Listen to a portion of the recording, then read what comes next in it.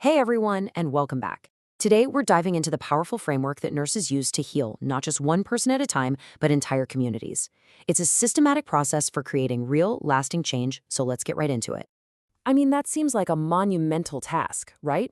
How can just one person or a small team possibly address these huge health problems, like malnutrition, or lack of exercise, or chronic disease that affects everyone?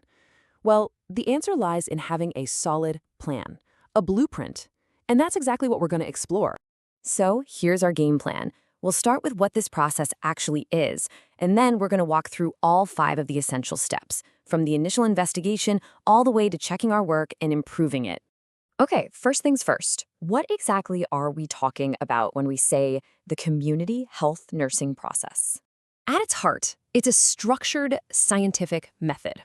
So this isn't about guesswork. It's not like just putting a new park in the neighborhood and hoping people use it. No, this is a very deliberate approach to identify a community's specific health problems, create targeted solutions, and actually make a measurable impact. And this whole process is really built on 5 key pillars. You can think of these steps like a health detective's blueprint for solving a case. You start by gathering evidence, then you identify the culprit, you form a plan of action, you execute it, and finally, you check if you really solved the case. All right, let's jump into our first step and see how this all gets started. Community assessment. This is the big investigation phase, where our health detective starts gathering all the clues. Before you can solve a problem, you have to understand it from every possible angle. This step is all about collecting data to build a complete profile of the community. We're talking its strengths, its weaknesses, its resources, and of course, its most pressing health challenges.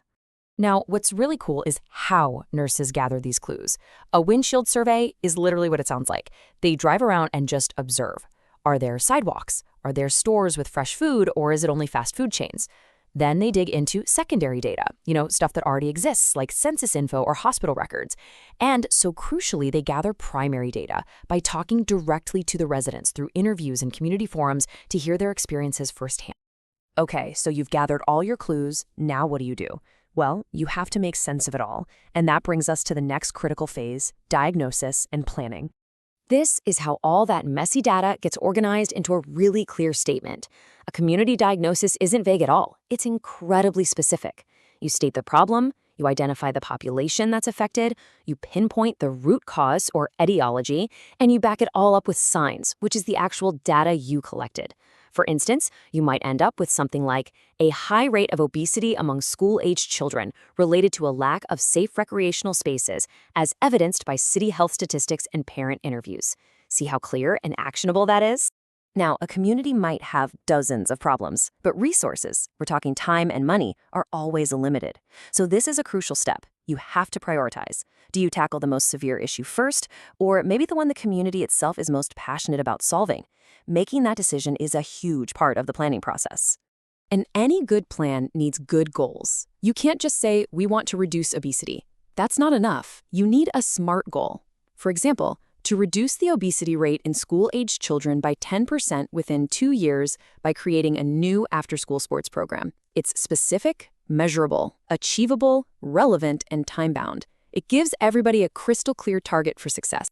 All right, with a clear diagnosis and a SMART plan in hand, it's finally time to put it all into motion. This is the implementation phase. This is where the blueprint starts to become a real building. And this right here might be the most important principle of the entire process. A project is basically destined to fail if it's something that's done to a community. Real success happens when it's done with the community. Getting local leaders, volunteers, and residents involved isn't just helpful, it's absolutely essential. They are the true experts on what will and won't work where they live. So this phase is where the rubber meets the road. It's all about coordinating with partners, keeping the project on schedule, and, this is a big one, being flexible. A plan that looks perfect on paper might need to be adapted on the fly to fit the unique culture and reality of the community.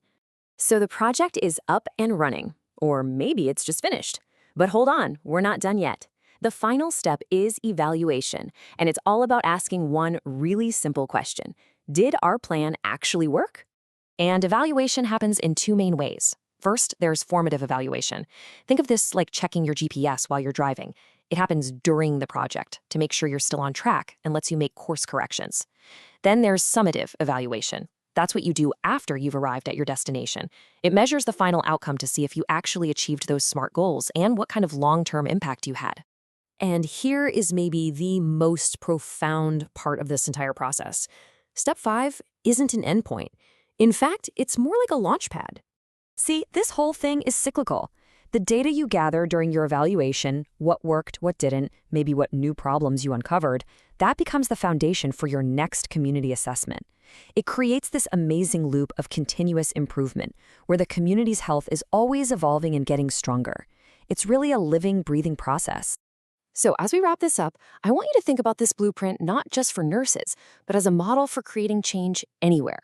It's such a powerful reminder that with a systematic plan, with deep listening, and with true community partnership, even the most complex problems can be solved. So, what's a challenge in your own neighborhood that could use a blueprint just like this one?